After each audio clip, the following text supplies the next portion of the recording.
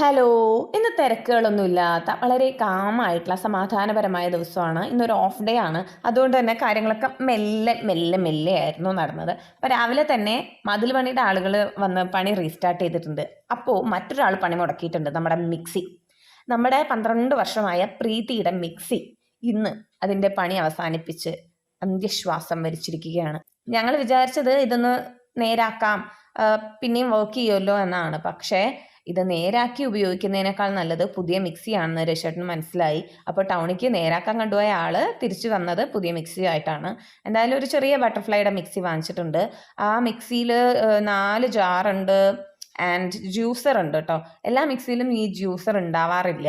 അപ്പോൾ ജ്യൂസറും ഉള്ള ഒരു മിക്സി നോക്കി വാങ്ങിച്ചതാണ്.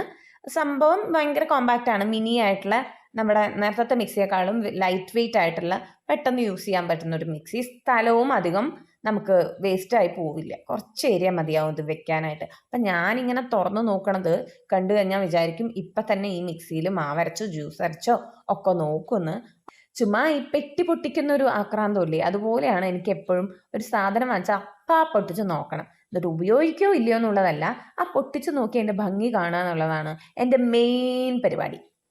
അപ്പം എന്തായാലും വേനൽക്കാലം ആയ സ്ഥിതിക്ക് ഐസ് ക്യൂബ്സ് നിർബന്ധമാണ്. ഈ ഇപ്പം പണിക്ക് വന്ന ആളുകൾക്കായാലും നല്ല ചൂടാണല്ലേ പുറത്ത്. അപ്പം അവർക്ക് ഇടയ്ക്ക് തണുത്ത ഐസ് ക്യൂബ് ഇട്ടിട്ട് വെള്ളം കൊടുക്കുമ്പോൾ അവർക്കും ഒരു ആശ്വാസമാണ്. അപ്പം അതിനു വേണ്ടി കുറച്ച് വെള്ളം ഫ്രിഡ്ജിൽ വെച്ചിട്ടുണ്ട് ഐസ് ക്യൂബ് ആവാനായിട്ട്. അതിന് ശേഷം ഞാനൊന്ന് കുളിച്ച് വന്ന് കുറച്ച് നേരം പണിയൊക്കെ പുറത്തുനിന്ന് കണ്ടുകൊണ്ടിരിക്കുക കേട്ടോ. പുറത്തുനിന്ന് മീൻസ് പുറത്തത്തെ പണി അകത്ത് നിന്ന് കണ്ടുകൊണ്ടിരിക്കുകയാണ്. ഈ ബേവൻഡോയിൽ ഇരിക്കാൻ ഭയങ്കര സുഖം തോന്നുന്നുണ്ട്. എനിക്ക് ഭയങ്കര മനസ്സിന് ആശ്വാസം.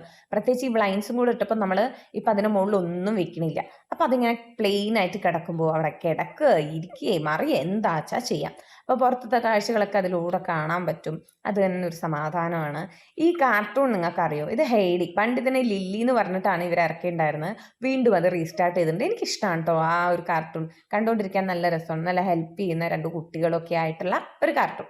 അങ്ങനെ ഈ സൺ പാച്ചസ് ഒക്കെ നോക്കി ഞാനിങ്ങനെ വളരെ ഹാപ്പി ആയിട്ട് ഇന്നത്തെ ദിവസം അവസാനിപ്പിക്കാമെന്ന് വിചാരിച്ചു. അപ്പോൾ മറ്റൊരു വീഡിയോയുമായി കാണാം. അതുവരേക്കും ബൈ ബൈ.